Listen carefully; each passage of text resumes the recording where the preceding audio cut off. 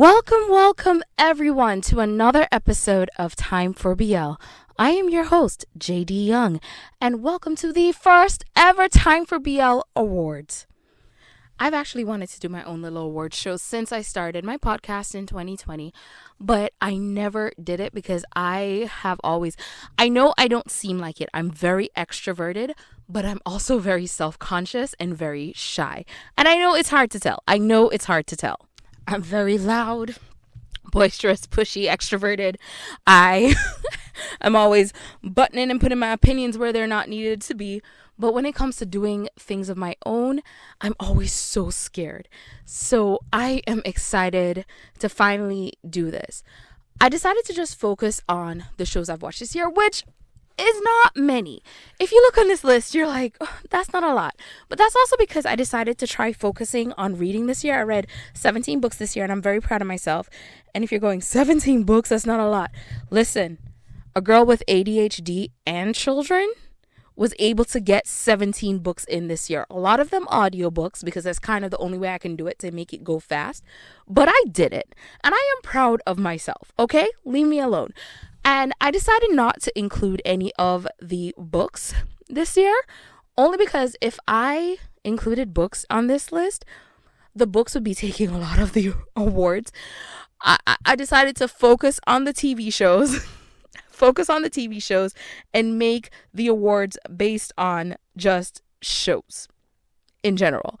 Because again, if I did the books would be taking a lot of the awards this year. So what shows did I watch?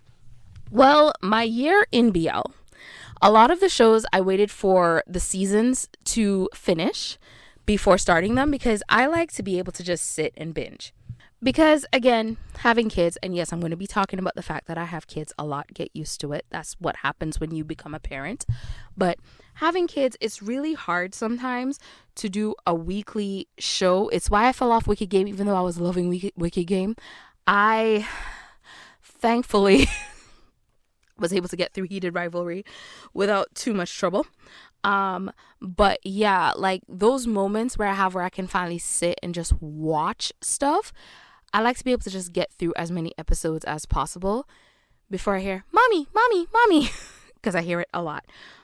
So this year, the shows I watched, I saw Forever You, Doctor's Mind, My Stubborn, Knockout the Series, The Most Beautiful Count, X Morning, Reset, My Golden Blood, Gel Boys, Lover Merman, My Bias is Showing, 10 Dance, Heated Rivalry, Revenge Love, and ABO Desire. Now, the truth is I did see more shows than this, but I decided that I was going to focus on these shows because for me, these were my top shows this year, as in memorable shows.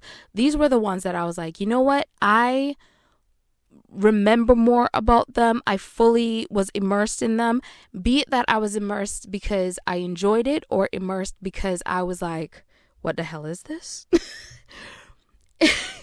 It can be. It's both. Now, not all of them will be getting an award tonight or today or wherever. This New Year's Eve. I'm recording this on New Year's Eve. Not all of them are getting an award or a title or anything for me, but all of these I will say are my top BLs for this year. 10 Dance and Heated Rivalry, of course, came in at the end of the year, and they really clinched it for me. The only reason Wicked Game isn't on this list is because I never got to finish it. I'm hoping I get to finish it this weekend. Get them kids in bed. I'm hoping I finally get to finish it because I love me a Dawu Off-Road show. Dawu Off-Road, I stan everything that they do. So I'm excited to finally get to finish that. And there are other ones that I watched throughout the year that are on this, like Ocean's Love Thailand. And I feel like it'd be a disservice to put it on the list only because compared to the rest of these, it just, again, it didn't give me as much as these did. I still enjoyed it, but not the way I enjoyed everything else on the list, if you understand what I'm saying. So what are the awards we have today? Well, first up, the first award let's get the bad one out of the way. And I say it's a bad one, but it's not a horrible one. It's what could have been improved upon. And it's great premise, bad execution. Now, this show, I feel, could have done so much better if especially the ending was worked on more. There were characters that honestly weren't needed for the storyline to move the plot along that they could have just cut out completely, as far as I'm concerned. And there was a redemption arc that was undeserved. Like, as far as I'm concerned, that person was not redeemed. I don't care. And that is Lover Merman. Now, Lover Merman was one that I was really looking forward to. We were making H2O jokes, a lot of people online, about Lover Merman before it came out. And I was really excited about it. I wanted to see what would happen in a mermaid series. BL. Like, what would a merman BL look like? I really wanted to see. And I honestly feel like the execution wasn't fully there. Again, great premise. A guy comes from the mainland to an island where there's mermen, well, mermaids and mermen, and he ends up falling in love with a merman who has to keep this a secret. Like, that was a great premise. But then we get into these, like, mermen are being hunted. Again, still a good premise. And I'm like, oh, where are we going to go from here? And then we find out it was the merman chief who was like ordering hits on like certain people to keep himself in power. Again, good enough premise that I'm like, okay, I'm with you still. But then his son starts doing stupid things and everybody is just falling for his foolishness. Oh, you shouldn't tell anyone. You're just like, okay. Like, I could not understand, because he wasn't appealing. He wasn't charismatic. If he was charismatic, I would be like, oh, I get why everyone is just doing what this dude says, even though it's stupid. But because he wasn't charismatic, I'm like, why are we wasting our life listening to this man? Why are we wasting our life? Ignore him. Go do what you want. If he was at least charismatic, I would have gone with it. And then also his big redemption in the end, again, was so undeserved, because after everything he put everyone through, he is the one who saves someone's life. Are you kidding me? Him? I was so disappointed with him, with the show. I feel like it could have done so much better.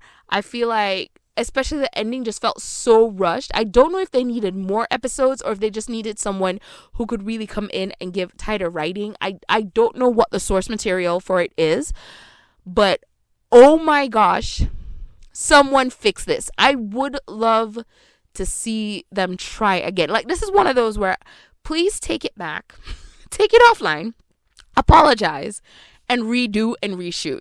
Like, because as someone who especially loved like H2O growing up, well, was I growing up?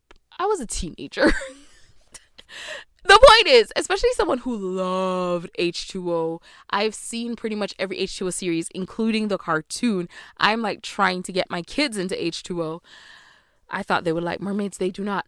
I was looking forward to this because I always loved the idea of like a queer H2O, and it just didn't do everything I wanted. The last episode to me was the biggest disappointment.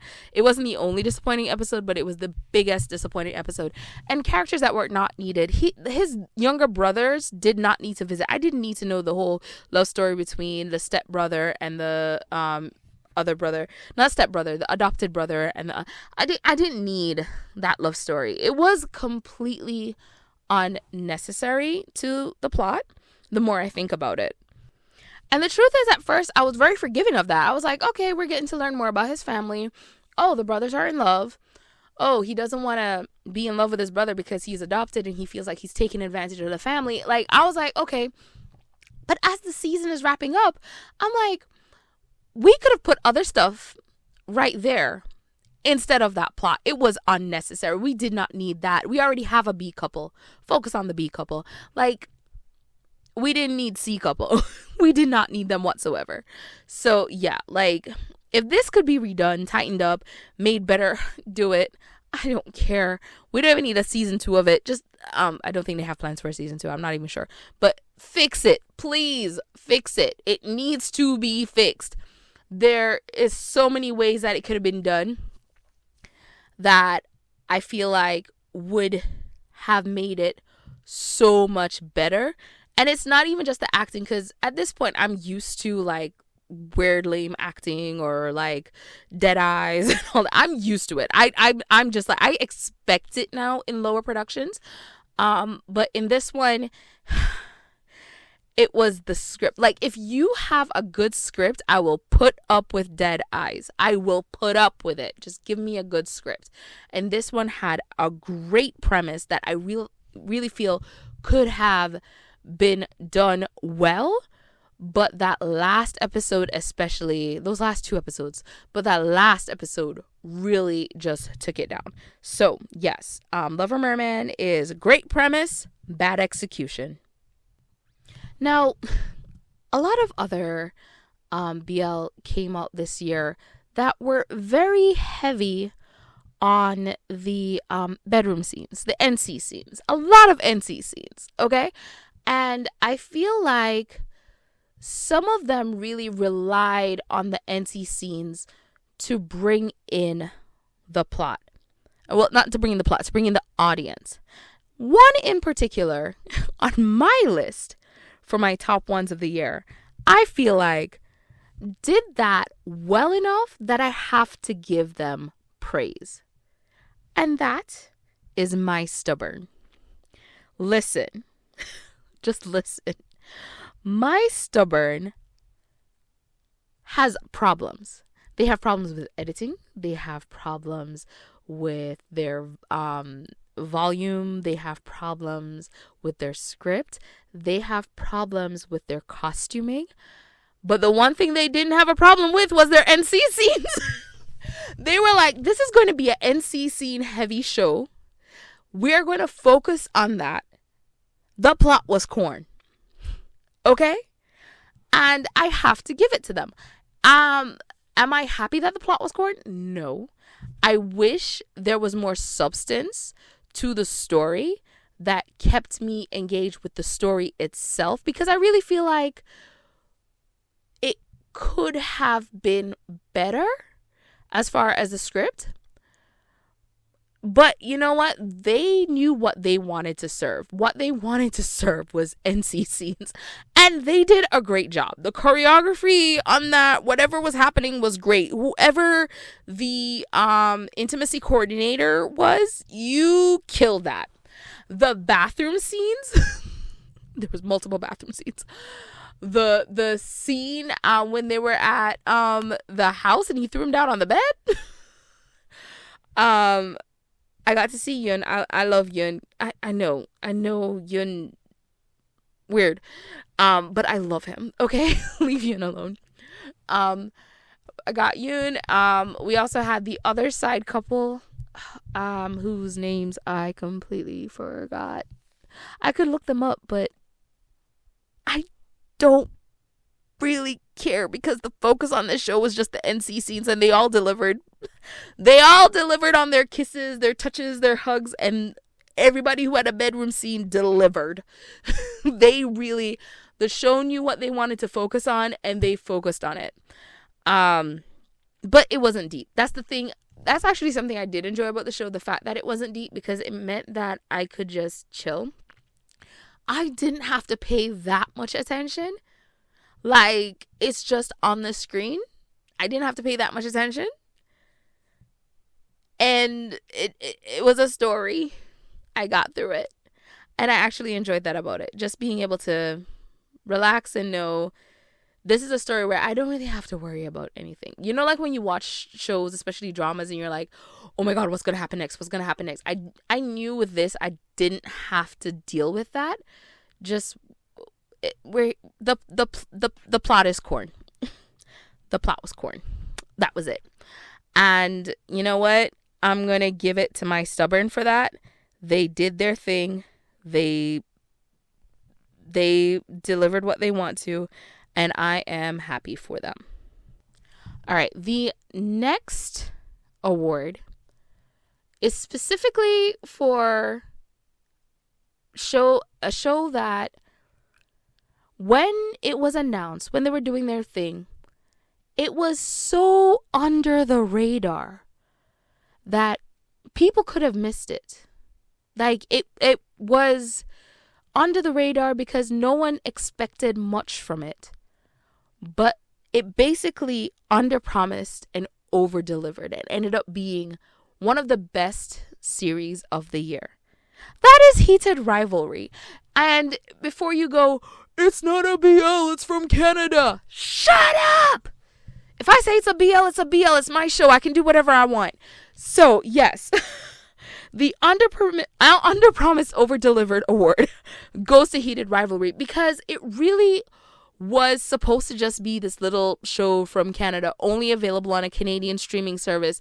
And what ended up happening was that, because no one expected it to be huge. No one expected it to be like an obsession for the holiday season and people waiting midnight every Friday at 12 midnight for it to finally get on their streaming service. And if you're in other states, you are so lucky.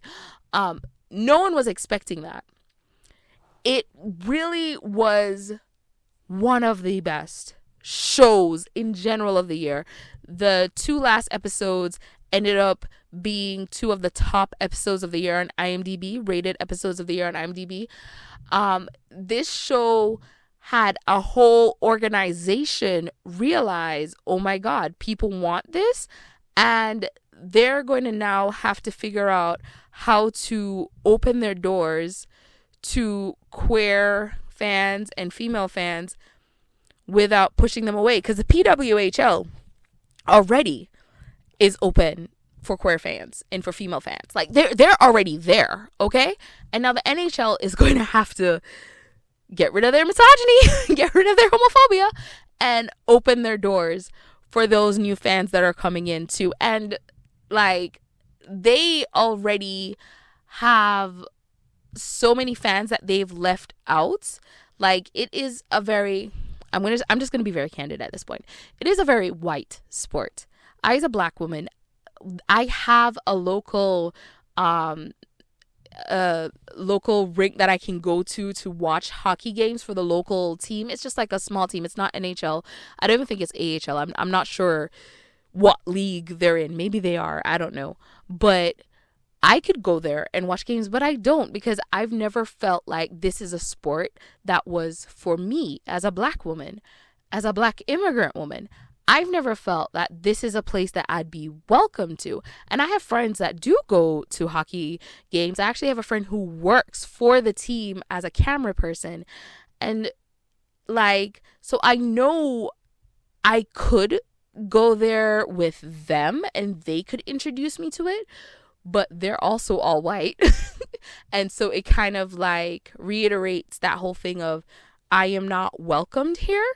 But a show like Heated Rivalry, and the books as well, because I did read the books, does make me go, should I start looking at this sport? Because I don't know if you guys know this, I love football, I love rugby, I love soccer, I love boxing.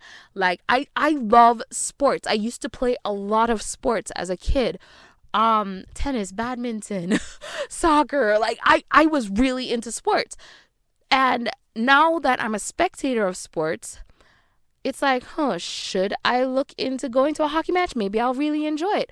And Heated Rivalry is what makes me want to do that. Actually is making me go, do I want to learn more about this sport and really enjoy it? And the show itself doesn't necessarily feature sports. The show is about the romances. It's about Scott and Kip. It's about Ilya and Shane. But it's because of me now becoming a fan of this show and this book series, I'm getting more and more hockey games and the team stuff and all that on my feed. And it's making me really wonder, do I want to become a spectator of this sport? And heated rivalry makes me want to become a spectator of the sports. The things I read about the NHL is making me go, is there a PWHL team near me? Tell me more about the Women's Hockey League, please. I want more of the Women's Hockey League. But honestly, as far as the show Heated Rivalry goes, under promise, because again, they were expecting it to stay in this small box, maybe like just fans of the book. But then what ended up happening is international fans started begging to see it. I was one of them, going, we want to see it. And then HBO Max and HBO Max Australia picked it up, and then other international streaming sites started picking it up for other countries to be able to watch. And then everyone, was coming in, and then we're watching this show, and it has become this phenomenon where even hockey podcasts are reviewing the show. Empty Netters and What Chaos, brilliant. What Chaos interviewed Jacob Tierney twice. They interviewed him after episode 3, and they interviewed him after the finale to talk about what could be possibly coming for season 2. And that is how big this show has gotten, that these podcasts are recognizing like, hey, this could bring fans into the league. And that is amazing. And that's made me a fan of the podcast. I now follow Empty Netters and What Chaos. I love them. They're hilarious. And I don't know what they're talking about when they're talking about hockey, but just them just being so awesome about the show, and MC Netters even talking about possibly like reading the books, like, and Pete from What Chaos also said he's thinking about reading the books because he likes fiction. Makes me want to follow them, makes me want to learn more about the sports, makes me want to become a spectator of hockey. And I really hope that this momentum continues. I cannot wait for 2027. So we can see more of this. Heated Rivalry did such an amazing job, and it definitely was a sneak hit for the year. And the fact that it came after Thanksgiving and finished after Christmas. Christmas Eve. Christmas Eve was Heated Rivalry Eve. Christmas Day was Heated Rivalry Eve. And Boxing Day was Heated Rivalry Day. Like, they did an amazing job. I'm so excited. I'm still listening to the playlist for the music on there and rewatching the show. Chef Kiss, loved it. All right, let's talk about our next award. For this next award, I was like, how do I even explain this if you are new to BL? We have this thing called ships. You know what a ship is. You know when you ship people. Except in BL, ships are pretty much constant. Like once you find a ship, some ships only last for a show, but there are ships that will last for forever. We have Off Gun. They're never letting each other go. We have Chris Cinto that were a ship, stopped being a ship, and are back to being a ship again. We have ships that have broken up because they only like the ones that worked for one show, so Omnanon, they're gone, but their fans are, I'm not going to say anything bad about y'all. We have ships that have become real life couples, Billy Babe. We have there's so many ships. Okay, there's so many ships. And for this, I was like, who is the ship of the year? And I wanted to only focus on these people, the ones who are in the shows that I really focused in on for this year. And I'm like, out of this, who are my ships of the year? Is it one person or one couple? Sorry. Is it multiple couples? Who are my ships of the year? My ships of the year are Hudson Williams and Connor Story from Heated Rivalry, and Joss Ware and Gawain. I have no idea what Gawain's last name. Casey. What? You, dude! From Golden Blood. These are my ships of the year. And let me explain why. Hudson Williams and Connor Story, when I saw them promoting Heated Rivalry, and this is before I knew what Heated Rivalry was. I didn't read the books yet. I was like, why are they acting like a Taiwanese ship? BL fans know what I'm talking about. Taiwanese ships can sometimes be so unhinged, and you're just staring at the screen going, you're not allowed to do that. You're not allowed to do that. Stop doing that. And that's what I felt about Williams and Connor's story. I was like, are y'all allowed to do that? Like, you just lick each other in the middle of a photo shoot? Like, no one stops you? Like, listen.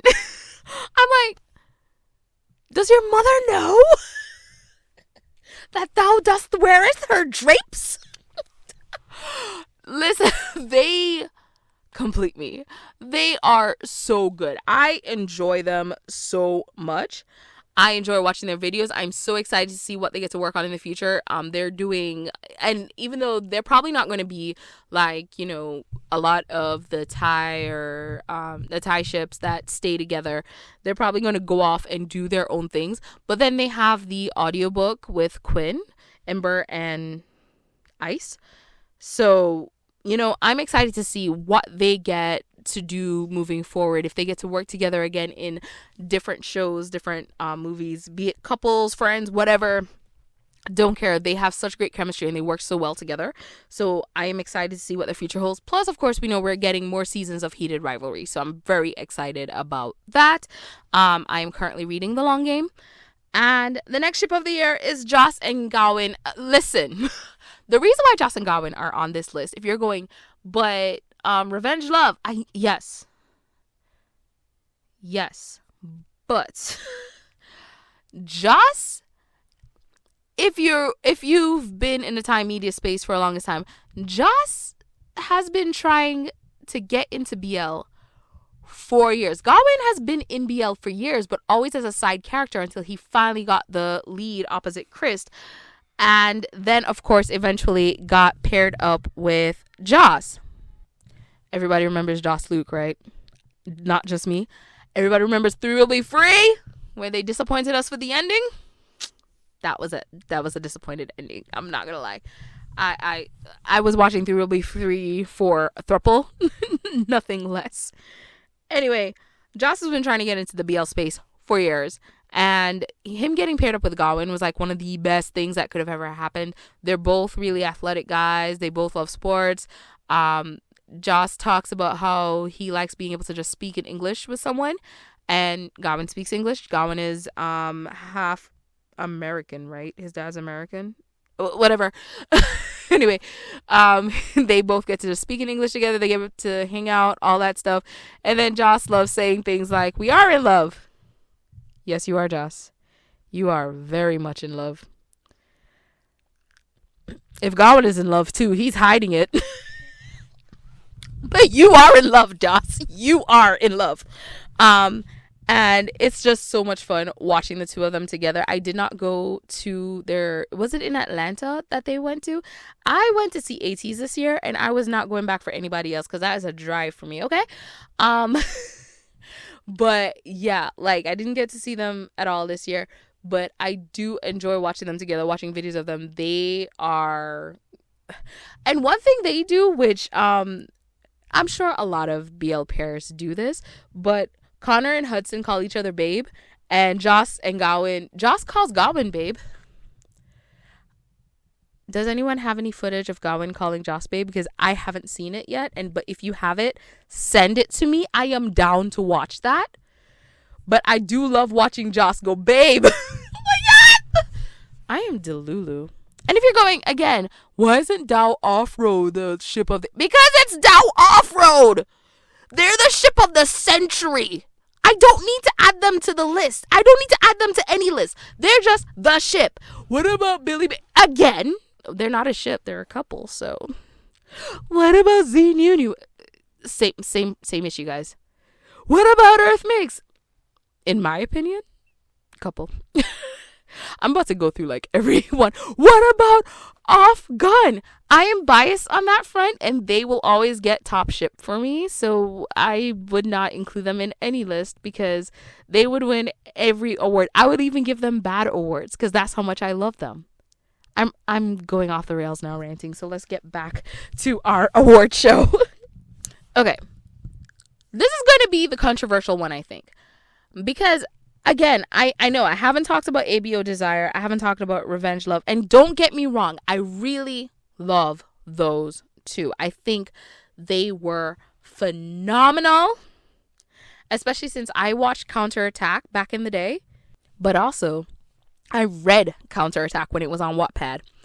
I don't think it's on there anymore, so I can say that. Anyway, so I get it. I loved Revenge Love. I loved ABO Desire. I think they were great. But when it comes to my number one BL of 2025, we can go ahead and take them off the list. They're like my number 2 and 3. Well, Heated Rivalry as well. So I gotta fit Heated Rivalry in somewhere, huh? Dang, this is actually harder. But they're up there as far as like my favorite BLs of the year. Okay. The Most Beautiful Count is also up there. I thought it was phenomenal. 10 Dance was really good. I only recently watched it though, like the other night with a friend. Went over to her house because she has Netflix. And again, really good. Enjoyed it. But when it comes to my number one BL of 2025, I have to give it to Gel Boys. Let me explain. If you haven't seen Gel Boys, it is a beautiful coming of age story about these 4 teens who are falling in love. It is messy. It is ridiculous. There's people trying to make other people jealous. There is a lot of like trying to change yourself to fit what the other person might be into. There's also self-discovery of, ooh, do I like this? Do I want to do that? And I loved it. I loved it. Listen, this is the one I would recommend teens to watch because it really, I feel, fits their experience way more. I'm just an adult watching this, watching these teen boys fall in love and go, oh my God. But it did something for me, for my inner teen. This is a show I wish I had when I was a teenager because it spoke to so many experiences that I had that I could relate to at like 16, 17, 18 years old. And I really wish I had a show like this as a teenager. And that's why, like, this is the one where I'm like, you're 16, 17, 18. This is the show for you. This is the one you need to watch. This is the one that's going to really, like, fit into a lot of experiences for you, I feel like. And that's one of the reasons why it became my number one BL of 2025. I feel like when it comes to BL, we either get shows that are straight up just for adults, filled with NC scenes, all that stuff, or shows that are very chaste. Like, and we rarely have that in between show. And here's the thing, I love the chaste shows because I like to be able to watch BL with my children because I want them to grow up. Like, you know, BL and GL and everything, I want them to grow up seeing these stories, and then when they go to school, when they, you know, things like that don't surprise them. Like my son, his classmate has 2 moms, and for him that's nothing. It's like, oh, he has 2 moms, so what? Because I've raised him in a way where he sees, you know, couples on TV that fit those things, and having those chase shows really helps that. I wish there was way more chase shows. But having chase shows like that really helps me to introduce him to that stuff. And when he goes out into society, I know he recognizes it and sees it as normal. And like my kids, when I say sees it as normal, they don't question seeing 2 guys or 2 girls kiss. There is 0 questions there. It's just like, oh, they must be married. They walk on. There's 2 guys walking down the mall holding hands. They don't question it. They don't even look at it. They don't notice it. Instead, they'll notice things like, hey, that guy has a cat backpack. Where can I get a cat backpack? And it's like, yes, thank you. We're doing something right here. You give us pride with that. And I want to make sure that when they get into teen years, I have a reason for mentioning that. I want to make sure when they get into teen years, they're still able to get these stories, watch stories like this, and it's still just be, this is a normal relationship. There's nothing different. This just has two guys and that's normal. This has two girls, that's normal. This has a guy and a girl, that's normal. And it just not be shocking in any way. And Gel Boys gets to be one of those things for teens. And yeah, we have Heartstopper. It's very chaste too. We have Heartstopper and stuff. But I also want it for stories that really delve more, because Heartstopper, again, very chaste until like, what was it, the final season? Anyway, pretty chaste and stuff, but they're not willing to explore certain subjects often until finally they had to. Versus Gel Boys is from the beginning like, no, we're gonna explore being horrible, a friend, flirting with someone to make someone jealous, like all these things. And to me felt way more realistic, and that's what I liked about it. There's still a level of fantasy to me, but that's mainly because I was raised in a very strict household. So I'm like, what do you mean you just got to go to the mall and hang out with your friends? That don't make no sense. My life is sad. But like, it's way more realistic to me than like Heartstopper. Like, Heartstopper is cute, it's fluffy, it's hopeful. Gel Boys will take you to tears and will get down and dirty and honest, and I love that about it. Now again, remember I said, not just because not everything got an award doesn't mean I didn't love or hate or whatever everything on this list. Like I said, these were my top BLs of the year. These were the ones that really caught me, were more memorable for whatever reason, and I really enjoyed them. Like, if I was to really suggest a show to someone to be like, this is your introductory into BL show this year, there is a kind of person I know I could recommend every single thing on this list to. You're really into sports, you want something more sporty, check out Knockout. You might really like it. You might really enjoy the kickboxing aspect of it and all that stuff. And there's still some romance in there and all that stuff. You just want something really cute, really sweet. I don't know. Check out My Bias is Showing. Check that out. Do you want something really fun, funny, and quirky and campy? Check out On the Most Beautiful Count. I loved that, by the way, this year. That was so good. I feel like I know people who are like, oh, I stopped watching it. I was like, I couldn't stop watching it. That was such a good show. You know, but yeah, there's something I feel like on this list for everyone. I feel like there's a variety here for everyone. And as far as stuff that came out this year, and there's way more that came out this year. There's a lot of sites that you can check out that will have a list of all the BL. Like, I'm talking, they track the BL from every single country that came out this year that you can check out, and they will let you know which country, where to watch it, all that stuff. And there's places you can watch them for free, all that stuff, if you want to check something out.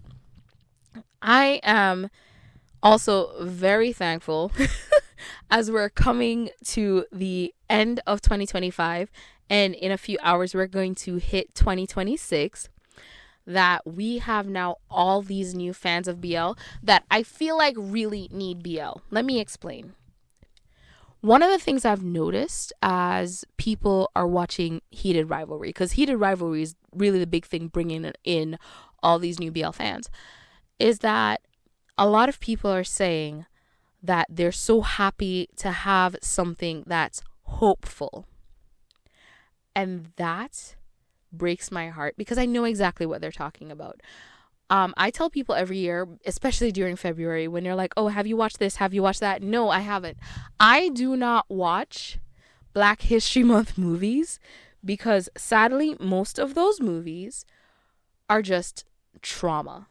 I don't need that. I want joy. When I watch a movie, I want to watch black joy.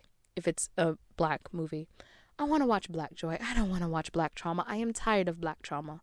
There's enough going on in the world that is so sad that I don't need that. So I get that. I get that feeling. And Heated Rivalry finally for a lot of people was like, oh my gosh, we can have happy stories. And it's like, yes, you can. And here is a world, because the world of BL is filled with so many happy stories. Now, there are sad stories too. Make Your Days Count still exists. Or Make Our Days Count, whatever. It still exists. There are definitely sad stories out there, but there are so many happy, joyful BL stories that just put smiles on your face. That's just filled with fluff. That just show people falling in love. That doesn't have the trauma of being attacked for your sexuality, being ostracized by your family. Like, there's so many shows out there that are just filled with love and hope, but a lot of people don't get to see them and aren't exposed to them because they are coming out of Asia, and a lot of BL is very much considered less than because it's BL. A lot of people treat it as if the storylines aren't worth it. Oh, it's not deep. It's not this. It's not that. And we see it with Heated Rivalry. Look at how many people wanted to downplay what Heated Rivalry as far as the show was giving us, because and just going, oh, it's just corn. Like, you're just here for this. You're just here for this. And ignoring the fact that this was such a compelling story about two people who, over the course of, I think, what was it, 8 years, 7-8 years, were just going through this motion of slowly falling in love. They want to ignore episode 3, where we see Scott Hunter, who is older, he's been playing for years, has like a legacy that he's so scared to lose, but at the same time he has this guy in his life that makes him want to lose it, because he's like, I love you so much. And he's going through this, do I give this, what do I do? Like, there is so much there that they want to ignore because, like, some people just cannot let people enjoy things, but also, two, for some reason, feel like if there is no emotional struggle, even though there was emotional struggle in Heated Rivalry for the characters, but whatever, if there's no emotional struggle that they themselves identify with, then it's not a good enough story. If I've never lived this life, it's not a good story. And it's like, are you kidding me? Do you not just watch things to enjoy them? Because if I'm watching a show about a dragon rider, I am not watching it because I'm like, oh, I can't wait to ride a dragon. I'm watching it because I want to watch something fantastical and beautiful. If I'm watching this show about romance, I'm already in love. I'm already married. I got kids. I'm watching this show about romance with two people falling in love because I just want to watch two people fall in love. And I want to enjoy that for them. I want to enjoy the story. I want to enjoy the plot. I want to enjoy all this stuff. And sadly, a lot of people are just discovering that they can have this, but you have to go international for this. You have to go to countries that don't put out English-speaking media to get those stories. They're just learning this. Side plot. That's also what happened with zombie movies. I don't know how many of you know this, but a lot of zombie fans with, The Walking Dead and stuff, zombie media started like losing its popularity after a while, because it was like, oh my God, there's so much zombie stuff. But then South Korea started putting out zombie stuff, and it like inverted the trope a bit and kind of changed, like gave new stories, not just in a different language, but just new stories like Train to Busan, zombies on a train. The one in the tower, like there's so many different ones, and it really like changed the narrative and just brought in zombie fans. People who are already zombie fans started watching South Korean dramas because of this new take on zombies. And I'm hoping that's what we're getting with Heated Rivalry. I've already seen people saying, hey, I just finished Heated Rivalry, what else can I watch? And a lot of us are going, hey, do you want to learn about TimeforBL? And they're like, yeah, like, tell me about TimeforBL. And they're getting told to go watch Kin Porsche, which, yes, I do think that is a great gateway for anyone who's into heated rivalry. I think Kin Porsche is a number one gateway for it. And here are all these other stuff. Do you want fluff? Do you want do you want drama? You want to cry? Here's a crying one. You will cry the whole time. Everyone who recommended Make Our Days Count, I hate you. But I love you at the same time because I agree. Make Our Days Count is a great suggestion. But how dare you? Warn them at least. And I am so happy that especially the LGBTQ plus community that is now coming into BL, because they're like, what do you mean these stories have always existed, but we never had access to them because they were from another country? They're now coming in as well and going, I can have these stories. And I'm so happy that they're finally getting that. I'm so happy that they're finally getting to watch that, to see stories that are going to give you the hope and the love and all that stuff. I'm happy about it. So as 2026 starts, welcome new BL fans. I hope you find shows that continue to grow your love for the genre. Welcome new romance fans. Again, I hope you find books and all that to grow your love of the genre. Welcome.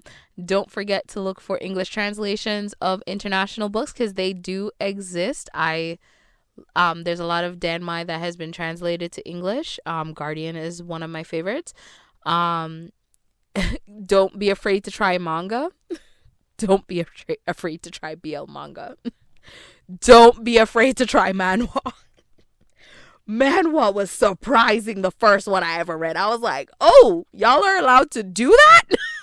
I didn't know. Manhwa readers know what I'm talking about.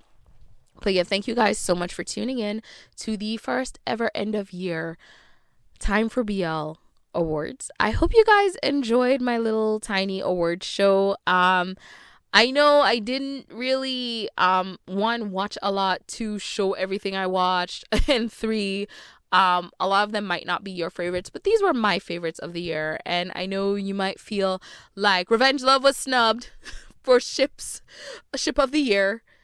But again, I just felt like those two other ships for me were just giving me what I'm looking for in ships. I still enjoyed the boys from Revenge Love. I still love the show. But those were just my top two. I'm sorry. But thank you guys so much for tuning in. I can't wait to see y'all next year and see what else is going to come out and see what else I'm going to read, because I really want to keep trying to read more as well. Should I do a reading list as well? I don't know. Anyway, have a wonderful night and a happy new year.